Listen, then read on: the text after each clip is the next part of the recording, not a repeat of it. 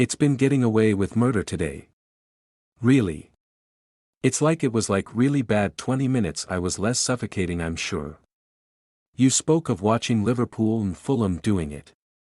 No, no. How can you comment on these pedals? You weren't even watching. I wasn't watching it, I swear. I was really disturbed because you could see Coventry was on top. Coventry was top, and that's really bad from every time. No point of view. It's pretty bad. Do you have any advice, Jamie? Any suggestions at this stage? We were watching at the end there, and Mark Robins famously, kept a Manchester United manager in a job. I think that result today has just cost the Manchester United manager his job.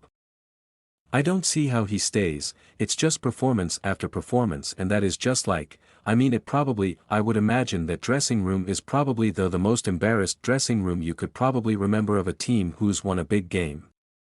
Can you imagine that dressing when you're winning, having just sat there, probably looking at each other? You don't want it to celebrate. Is it a bit thing that you did in a cup final you've got through? They're probably all just sitting there looking at you there. You kind of celebrate it. Good job, you didn't celebrate. You can't, celebrate. I mean, like you, who could be happy at this moment? No, would you? No emotion. No, I wouldn't. Obviously, that's been off of debates. Who knows if they could win the cup final somehow, but I just don't see anything. And it's different when you're talking to a manager in the role we've got than a player, because a player doesn't lose his job. You might lose a place in a team. So you never want to say a map manager should be sacked or lose this job, because it is somebody's job. But I don't see what. If you were at the top of a management, what is it about the situation of watching the team? Where does this leave Manchester United to be leading 3-0 against the Championship side and to surrender that lead? Alright, they've got through, but what damage could that cause? To be honest with you, Dave, I think that, look, we could sit here, we haven't seen the game, and we know it's really bad. It must be really, really bad for obviously Manchester United, be 3-0 and end up in the position where they nearly go out of the competition and then end getting through on penalties. All I would say, all I feel now, my gut feeling and my instinct now is to say those players and that manager have saved themselves one of the most horrific 4 weeks to the end of a season by getting through, because I know there'll be a lot of fallout tomorrow and the day after, but when the Merseyside derby kicks off on Wednesday night, honestly it'll be forgotten about and it will be moved into the background, and what will happen is you'll get to an FA Cup final in a few weeks and Manchester United do have a chance to win a trophy tonight. It would feel horrific, but if they'd gone out today it could have been a shocking last 3-4 weeks of season, and a criticism would have been off the scale now. Whether it changes the outcome of what would happen with Erik ten Hag and the players at the end of the season is one thing.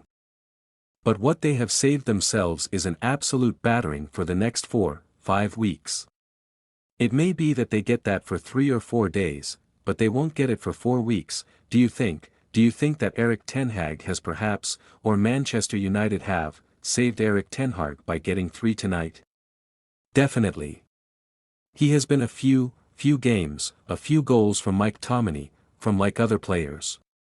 Some performances were really poor and he's been saved. So there is a bad momentum. There is no that confidence that we have seen like previous years. I don't know. I don't feel as confident, and the manager, his personality, that will be making you think he's going to take us forward next season. If you think about what Ineos have done since they come in, they've sent us all quite a clear message.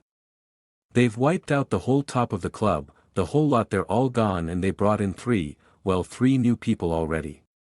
So obviously the manager and the players that at the end of the season the decision will always be waiting till then, but they sent a clean message to everybody that they don't like what they see and they didn't like what they found. So the reality of it is it's going to be an uncertain, turbulent, I think, few months from Manchester United, not just in the sort of playing side but on the non-playing side as well, because there's going to be so much change there. They obviously don't like it, or else they wouldn't have changed CEO. Sporting director, technical director they just swept everybody out. What about the injuries because they had a lot of injuries? That's what the manager said.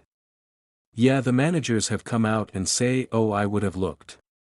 Should be there at the start of next season. When you look at these performances like a few of the games you may say, oh, they need a real reshape those three people or whatever, like just come in with a different philosophy and maybe bring something else maybe can benefit from that. I don't see it as clear, but they needs changes from the players, but then it changes from you as well. Just on the injuries, 9 of Manchester United's best players play. They've got injuries in 2 positions, the centre-back and the left-back. Now if I look at, say for instance, I think Rodgers played certain games from Manchester City at centre-back, so Casemiro going into centre-back, it's not an abnormal thing.